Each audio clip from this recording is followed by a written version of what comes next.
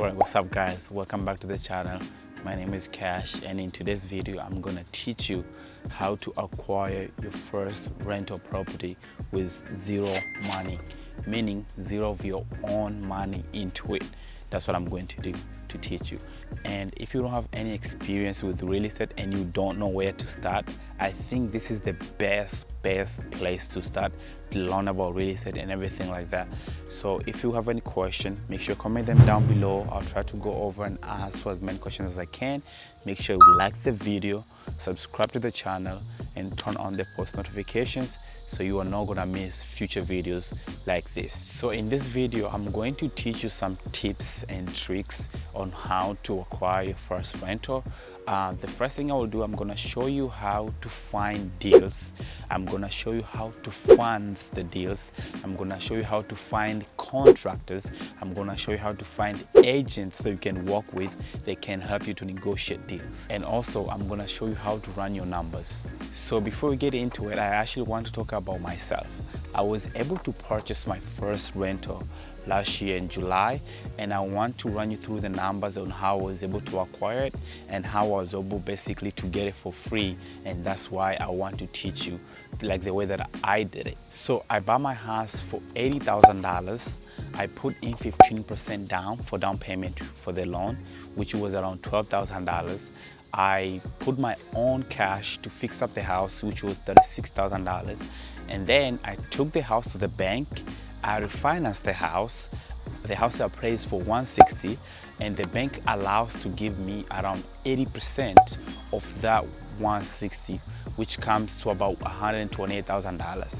And then I was able to take that money. I pay off the $80,000 mortgage that I had, and then I was able to get back my money that I put in to fix up the house, and basically I owned the house for free and without any of my own money into it. And then I'm able to cash flow now every single month $200, and that's right there. That's how you create generational wealth, just like that. And this method is the method that I use, which we call a BRRRR method, where you are able to buy, renovate, rent, refinance, and then repeat the process again so you can get as many rentals as possible. So before you buy your first rental, I would always recommend you guys to educate yourself. Always educate yourself. There's so many ways you can learn how to do real estate. For me, I learned from YouTube, and I think you can learn from YouTube too.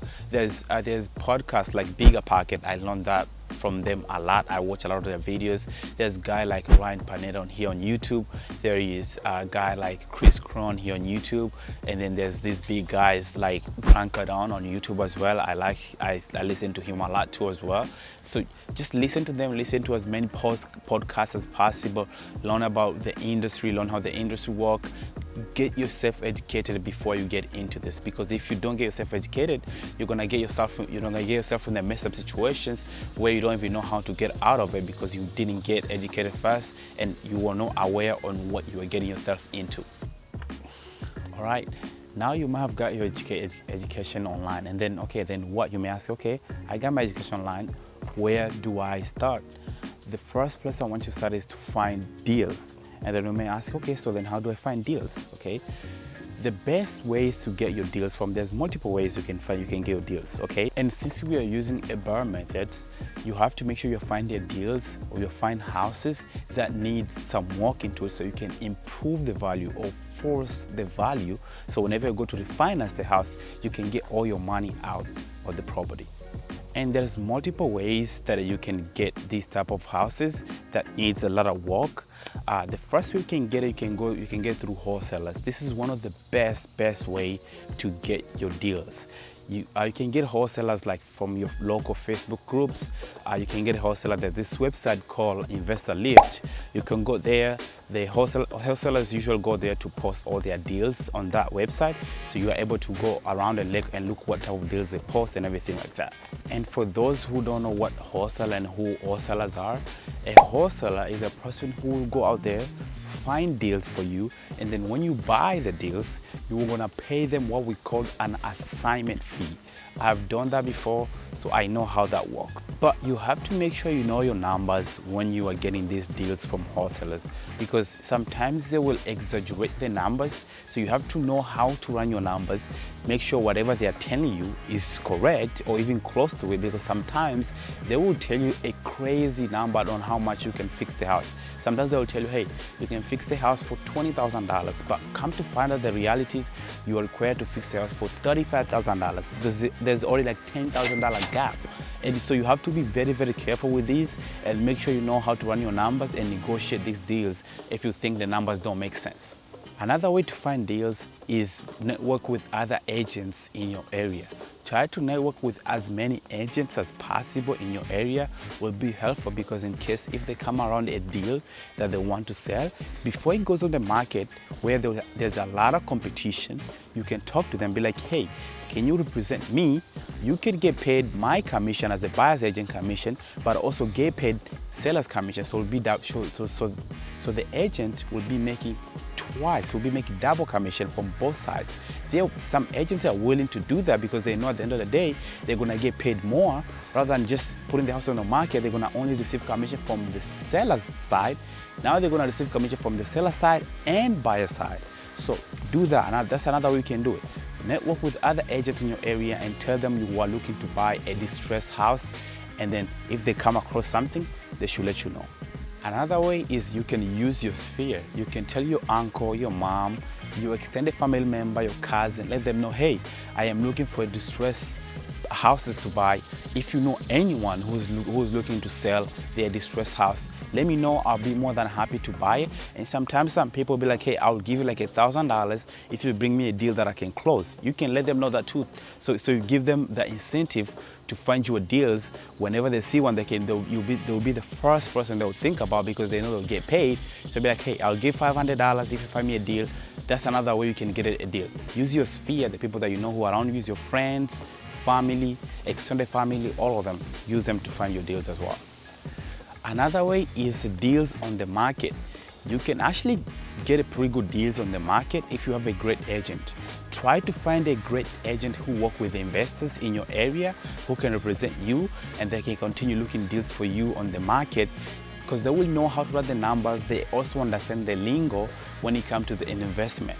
If you find an agent who only works with first-time home buyers, most likely they don't know a lot of stuff about investing. But if you find someone who has worked with investors before, they know what you are looking for. So they'll be more than happy to help you find what you are looking for. You can use a place like Bigger Pocket online, their website, where you are able to get agents who work with investors, but or agents who are investors themselves, and they can help you to find deals in your area. Last one is direct to sellers, which means you can try to use your marketing strategies to go direct to sellers to buy their distressed properties. One way you can do it, you can drive for $1 around your neighborhoods, look houses that looks like nobody lived in there, nobody maintained them. Go on the house, you can try to knock, see if someone in there, and ask if they'll be willing to sell. Or you can go online, search up the address, you can get the seller contact information, contact them, you can get the property. Or if you don't want that way, you can still send a postcard. Let's say, for example, you can see a house, let's say in your neighborhood, like, hey, I like this house, but I don't want to go knock. You can send a postcard to the seller, tell them, hey, I'm looking to buy your distressed property, I'm gonna pay you cash, we're gonna close like in 21 days, whatever, something like that, and then they will give you a phone call, and then that's another way you may also find the deal. All right, now you have find the deal. You may ask, okay, where do I get the money to purchase the deal and fix up the house then? Okay, there's a couple ways also you can get your money to fix up your house. One way you can do, you can either use your own money, use your own cash to buy and fix up the house and then refinance down the road. That's one way. Another way you can do it, you can try to partner up with some family members, use some of the money to buy the house fixed up and everything, and then once you refinance, you can pay them back. Another way you can do it, you can use what we call a hard money loan. I've used that before. A hard money loan is actually a short-term loan. Usually it's between 6 to 12 months you can only have that for that long. And there's pros and cons for it. If you want a video about it, comment down below, make a video on how to use it from the beginning all the way to the end. I can explain everything. That's another way you can use it. A hard money loan, they will give you money to purchase the property. Usually you are required to put 10 to 20% down, and then they will fund 100% of the rehab. So if your rehab is 30,000, they will give you 100%, $30,000 to fix up the house. That's another way you can use to buy the property. And the last one, you can actually house hack too. You can buy a house, put 15% with a traditional loan. You just use our normal traditional loan, which they usually require for you to live in the house at least a year before you can put a tenant in the house or refinance the house. So you can use that, put 15% down, traditional loan, 15% down, buy the house while you are living there for that year, fix up the house, increase the value, and then once the year comes around, put the tenant in the house and then refinance the house. That's another way you can use to fund the house that I will be buying. All right, guys, this is the future me. I forgot actually to mention one more thing. Another way you can finance your deals is what you can use creative finance. What means is that there's another way that you can go try to talk with the seller and see if there's any way you can use them as a lender, so they can you can buy a house with them and then pay like some money for down payment, and then start paying them while you are fixing up the house, and then once you finish, you can refinance the house and then pay them the full amount. Actually, I am doing that too with one of my deal. I was able to talk to the seller. I sat down with him. I talked to him. I was like, hey, how about we agree? We come up with a price. I'll buy the house. We're gonna close on it. I'll give you the down payment, which is like $10,000. I'll give you the down payment. You will give me a note for the house, right? And then technically he will be my mortgage lender. So it'll probably be my bank, technically, but my bank. And then I'll pay you every single month while you're holding the property. While I'm holding the property, I'm getting fixed up. I'll be paying you every single month your mortgage, right? And then once I finish fixing up the house, I'm gonna refinance the house, and then you get paid the full amount, right? That's another way you can do it, which we call it the creative financing. You try to negotiate with the seller and see if they can become your lender. You can use another way too as well to get your deals technically, for free. So back to the video. This is just with me. I'm editing the video right now, and I kind of forgot to mention this. So back to the video. All right, now you have purchased the house, you have closed on the house. What next is renovate the house, fixing up the house. This is the very, very, very most important part. Make sure you find a good contractor. I'm gonna tell you this. Contractor will either mess up your deal or makes your deal better. Some contractor would just run with your money. I'm telling you, find a good contractor. What I would recommend is this: while you are still under contract, doing all the titles research, everything like that, while the title company are still doing their stuff, I would recommend you find at least 3 contractors in your area to go check out the property, so they can give you bids on that property. When you close, you're ready to start working on it and everything like that. At least 3 contractors. And one tip I'll give it to you: the cheapest one is not always the best. I'm gonna tell you that. The cheapest contractor is not always the best contractor, because most of them, they're unprofessional. They'll run with your money, or they'll run you around. They will extend your project for so long without getting stuff fixed, because they do that for almost everybody. So make sure you find a good contractor. And if you need another video on how to find a good contractor, let me know. Comment down below. I'll make a video on how to find a good contractor in your area. Now you have finished, fixed up everything. What next? I would say go back to the agent that you work with to purchase the property. Go back to them. You can ask them, hey, can you help me to find comps for rent in this area? But I also think you should get this stuff done at the beginning before you even purchase the house. When you run your numbers, make sure you consider all of this stuff. And if you want help too, I can show you how to run your numbers. I can make another video explaining how I do run my numbers. Maybe you may get some tips on that too. So make sure you go back to the agent so they can give you the comps, so you know how much the rent in the area will cost. Or you can do yourself. There's a couple of websites you can use to find at least an estimate on how much rent in the area is. There's a website like, if you go to Zillow Rent or Estimate, they will give you estimate for the rent in the area and estimate for your house specifically as well. Or you can go to a website like Bigger Pockets.